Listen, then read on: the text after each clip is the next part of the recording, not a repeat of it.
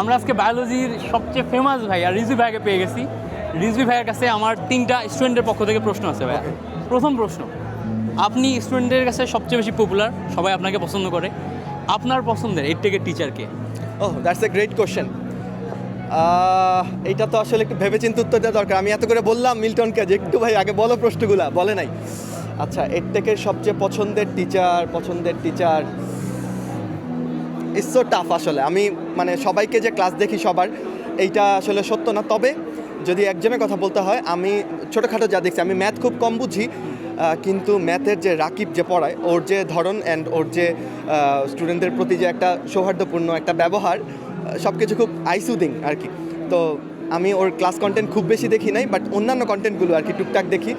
তো এই মুহূর্তে আসলে ওর নামটা মাথায় আসলো কেন জানি না, তো আমি এনে রাকিবকে আগে রাখছি। আসলে এটা ইনবিল্ড আসে, আমাকে জিজ্ঞেস করলে আমারও কেন জানি ওটাই চলে আসে। আচ্ছা। রাকিব ভাইয়ের প্রতি একটা আলাদা আছে, আর চলে আসে। সুমনের কথাটা একটু করে আসলে বলতে হয়, কারণ ও আসলে যাদের নিয়ে কাজ করে, সেকেন্ড টাইম স্টুডেন্ট যারা ভার্সিটিতে চান্স পায় নাই, সুমনেরও যখন গাইডলাইনগুলো আমি মাঝে মধ্যে দেখি, ও যেই মর্মস্পর্শী হৃদয়স্পর্শী মোটিভেশন দেয়, এই জায়গাটাতে মানে বড় ভাই হিসেবে, গাইডলাইন হিসেবে বা ভার্সিটি পড়ুয়া স্টুডেন্টদের জন্য আবার এই জায়গাটায় ধরো সুমনকে একটু আগায় রাখতে হয়। এই আর কি, আরও আসলে সবার কথা এখন মাথায় আসতেছে। এখন আমরা নেক্সট কোশ্চেনে যাই স্টুডেন্টের পক্ষ থেকে। ভাইয়া, আপনার একদিনে সর্বোচ্চ ইনকাম কত? আচ্ছা, প্রথমত আমি একদিনে কোনো ইনকাম করি না আসলে, তো এটা আসলে বলা না, যাচ্ছে মানে না। ধরেন যে একদিন চিন্তা করেন যে আপনার টোটাল ক্যারিয়ারে কোনো একদিন যেদিন আপনি সবচেয়ে বেশি ইনকাম করছেন, এবং সেটা কত? এটা এর থেকে সব টিচাররা এটা ক্যালকুলেট করে, আপনি যদি বলেন আমি এটা হিসাব করি না। না, আমিও একটা টিচার। আমার ধরো আমার যে মানে রোটো ডিএমসি বা যেটা মেডিকেলের জন্য আমি পড়াচ্ছি, সেখানে তো আসলে আমি একা নই। হ্যাঁ। তো আমি কোম্পানির বিচারে যদি বলি, হ্যাঁ। সেটা এমনও হয়েছে যে আমাদের জাস্ট একদিনে প্রায় ধরো আমি হিসাব করি যে 200, 250, 300 কাছাকাছি স্টুডেন্ট ভর্তি হয়েছে আর কি। তো ওরা যদি 6,000 টাকা করে এভারেজে কোর্স ফি ধরি, তাহলে 3, 6, 18, প্রায় একদিনে 18 লাখ টাকার মতো আমাদের আসলে স্টুডেন্টরা ভর্তি হয়েছে। বাট ওই কোম্পানি আসলে আমি অ্যাকাউন্ট করি না, সো সবাই অ্যান্ড মানে ওই একদিন ইনকাম দেখে যদি কেউ 365 দিয়ে গুণ করো, তাইলে আসলে আমি হয়তো এতদিন এলন মাস্ক হয়ে যেতাম, ওটা ভিন্ন কথা। এমনও হয় যে মানে খুব অল্প স্টুডেন্ট ভর্তি হয়, এই আর কি। ওকে ভাই, হচ্ছে আপনার বায়োলজি পড়ানোর পিছনে রিজন কি, মানে আপনি বায়োলজি কেন পড়ান? ওকে, এটা আমি কলেজ জীবনে বুঝতে পেরেছি যে আমি আসলে ডাক্তারি পড়তে চাই অ্যান্ড বায়োলজি আমার ভালো লাগে। আর আমার বন্ধুরা যারা বায়োলজি স্যারের কাছে পড়ে বুঝতো না, ওই সময় অমনোযোগী থাকতো, তারা হচ্ছে পরীক্ষার আগে আমার কাছে আসতো, আমিও তাকে পড়াইতাম অ্যান্ড পড়াতে গিয়ে আমি আবিষ্কার করতাম, আরে আমি তো এটা জোস করে বুঝাই দিলাম ওকে। আমি পড়াতে গিয়ে নিজে স্টান্ট হইতাম যে আচ্ছা, এটা তো এভাবে বুঝা যায়। সো সেখান থেকে আমার প্ল্যান ছিল যে যদি আল্লাহ পাক আমাকে ভালো কোনো জায়গায় নেয়, স্কোপ তৈরি হয়, তো যেমন করে চেয়েছি আল্লাহ পাক ওরকম করে সুযোগটা করে দিয়েছেন। তারপর আমি স্টুডেন্টদের পড়িয়েছি, ওরাও আমাকে ভালোবেসে গ্রহণ করেছে। সো এই আর কি বায়োলজির আপনাকে আপনার জন্য 2টা এক্সট্রা কোশ্চেন, এগুলা অন্য মানুষের করি না। ওকে, আপনার মেডিকেল ভর্তি পরীক্ষায় প্রথম স্থান অধিকার করার সিক্রেট কি, এক লাইনে বলবেন? No secret. প্রথমত নো সিক্রেট। এইটা হচ্ছে আগের থেকে তুমি কখনোই ভাবতে পারবে না যে তুমি মেডিকেলে ফার্স্ট হবা। এটা তুমি যদি বলো মেডিকেলে ফার্স্ট হবা, এটা ভীষণ স্পর্ধার হয়ে যায়, এটা বলা যায় না আসলে। আমি মনে করি যে আমার মতো হার্ডওয়ার্ক আরও অনেকে করেছে, আমার চেয়ে বেশিও করেছে। বাট ওই 1 ঘন্টার মোমেন্টে আমি হয়তো বা একটু কুল ছিলাম। 4-5টা প্রশ্ন এমন আছে যেগুলো আমি হয়তোবা আমি ডিরেক্ট পারতাম না, আমি ক্যালকুলেটিভ মানে পরীক্ষার হলে আমি একটু কারিশমা দেখাইছি, এগুলো একটু চিন্তা ভাবনা করে ক্রস কানেকশন করে এইগুলো আমি কারেক্ট করতে পারছি। সো এইটা একটা পয়েন্ট ছিল। আরেকটা বিষয় না বললেই না, আমার বাবা মা শিক্ষক ওনারা যারা ছিলেন, ওনাদের একটা ভীষণ দোয়া আমি ছোটবেলা থেকে অর্জন করেছি।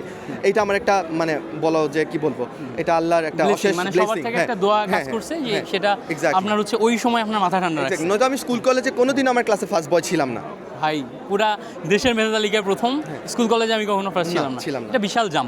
ওকে, এটা আল্লাহ পাক দিছে আর কি। আরেকটা পরীক্ষা নেওয়া হলে হয়তো আমি ফার্স্ট হব না, কারণ আমার মেডিকেলের বন্ধুরা এত ট্যালেন্টেড, এত ব্রিলিয়ান্ট, ওরা মানে যাই হোক। আচ্ছা, আমরা নেক্সট কোশ্চেনে চলে যাই। ছোট বলেন ভাই, এটা স্টুডেন্টরা এগুলা শুনতে চায়। ওরা মানে একজন এত ভার্সেটাইল, এত মানে আনবিলিভেবল। আমি ওদের মধ্যে আমার রোল এক হইছে, কারোর রোল যেমন মানে আমার বন্ধু অন্তঃসার কথা যদি বলি, সে বুয়েট মেডিকেল ডাবি সবগুলোতে টপ করা, ক্রিয়েটিভিটির কোনো অভাব নাই। ওর রোল হচ্ছে 35। তো আমরা এখানে কেউই পরবর্তীতে রোল দিয়ে মানুষ মাপি না, সবাই আসলে ফ্রেন্ড। এটা ভার্সিটিতে আসলে স্টুডেন্ট তোমরা বুঝে যাবে আর কি। So it's not a big deal. আপনার লাস্ট কোশ্চেন বল।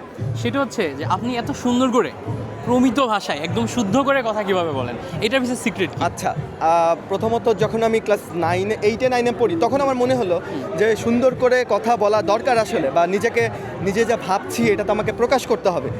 সো ওই ভাবনা থেকে আমি আসলে দেখা গেল তখন ছোটোবেলায় একটু ডিবেট করতাম, তো ওইটা করতে গিয়ে একটু এখানে প্রভাবিত হয়েছি। প্লাস হচ্ছে আমার একজন বড় ভাই ছিল, এখনও আছে আসলে, অনিন্দ ভাই, উনার কথা বলার কিছু স্টাইল বোধহয় আমি অনুকরণ করতাম ওই টাইমে, ওইটা থেকেও আমি কিছুটা আসলে প্রভাবিত হয়েছি। বাকিটা আমি জানি না, বাকিটা আমি এভাবে কথা বলি হয়তো, বা তোমরা বলো অনেক সুন্দর হয়, বাট বাংলাটাকে বাংলার মতো করে বলার চেষ্টা করি, এই আর কি। আমার চেয়ে আরো ভালোভাবে বাংলা বলা যায়। কথা বলার বিগ ফ্যান ভাই। তো আমি মানে ধরেন যে যখন অনলাইনে আপনার প্রথম ভিডিওগুলো আসছে, আমি মানে হুকড হয়েছি আপনার ওই কথা বলা দেখে। অ্যান্ড রাকিব ভাই এবং আপনার ভিতরে মানে কথা বলা এবং মানে প্রকাশভঙ্গিতে অনেক বিষয়ে সিমিলারিটি আছে। আমার মনে হয় যে বায়োলজিতে কেউ যদি আলাদা করে রাকিব ভাই হয় সেটা রিজভি ভাই। থ্যাংক ইউ ভাই আমাকে সময় দেওয়ার জন্য। স্টুডেন্টদের উদ্দেশ্যে যদি লাস্টে কোনো কিছু বলতে চান। লাস্ট হচ্ছে স্টুডেন্টস মেন্টালি ফিজিক্যালি ফিট থাকতে হবে, কারণ জার্নিটা অনেক লম্বা, ঠিক আছে? বার্গার খেয়ে খেয়ে ঘরে বসে থাকলে, গেম খেললে, এগুলো করলে হবে না, আর খালি পরীক্ষায় টপ করলেই হবে না। আমাকে বললেন ভাই না, কিন্তু খাইতেই জানো না। ফিজিক্যালি মেন্টালি ফিট থাকার জন্য চেষ্টা করবা, ঠিক আছে? মেন্টালি ফিট কেমনে থাকবা? একটু কম মোবাইল চালাবা, একটু বইপত্র পড়বা, ঠিক আছে? পজিটিভ করে ভাবতে শিখতে হবে, কারণ লাইফে অনেক নেগেটিভিটি, চারপাশে মানুষজন অনেক টক্সিসিটি দিবে তোমার জীবনে। এগুলো থেকে বেঁচে থাকার জন্য নিজেকে নিজে ভালো রাখা শিখতে হবে, বুঝছো? এগুলো হচ্ছে ইম্পর্টেন্ট। আমি জানি না তোমাদের ছোটো মাথায় এগুলো ধরলো কি না, বড় হইলে এই কথাগুলোর মানে তুমি বুঝতে পারবা, ঠিক আছে? আর সবাই যেন আমরা গুড ক্যারেক্টারের মানুষজন হই, যেন আমাদের কাছ থেকে দেশ কিছু পাক না পাক, দেশের জন্য কোনো ক্ষতি না করি আমরা, ঠিক আছে? সো কথা দিচ্ছ আমাকে এবং মিন্টকে। টাটা, ভালো থাইকো।